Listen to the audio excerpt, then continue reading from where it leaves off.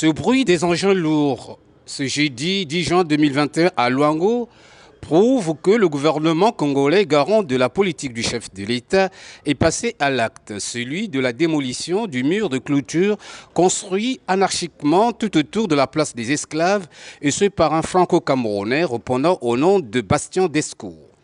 L'opération s'est déroulée en présence du ministre d'État chargé des affaires foncières et du domaine public en relation avec le Parlement, Pierre Mabiala, accompagné de son homologue de la culture et des arts, Dieudonné Moyongo. Ce site d'utilité publique est touristique et chargé d'histoire, car c'est ici que sont partis près de 2 millions d'esclaves en route pour l'Amérique et les Caraïbes.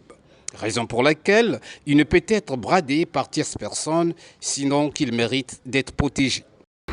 Depuis quelques années, nous travaillons avec l'UNESCO parce que la liste indicative dont vous parlez est reconnue par l'UNESCO.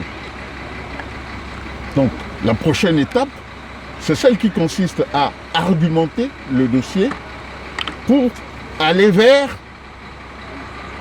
l'inscription de ce site sur la liste représentative du patrimoine culturel de l'humanité.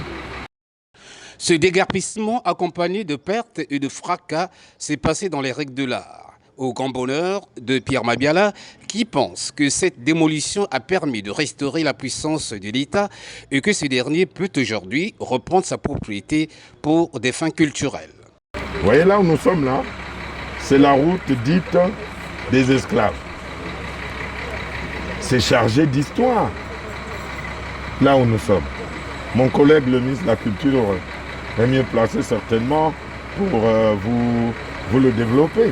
C'est un endroit chargé d'histoire.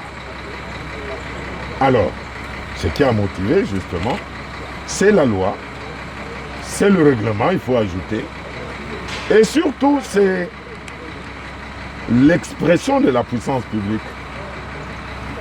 C'est l'État qui est venu, en tout cas, récupérer son bien. Et donc l'État est venu rentrer dans tous ses droits. Vous savez bien.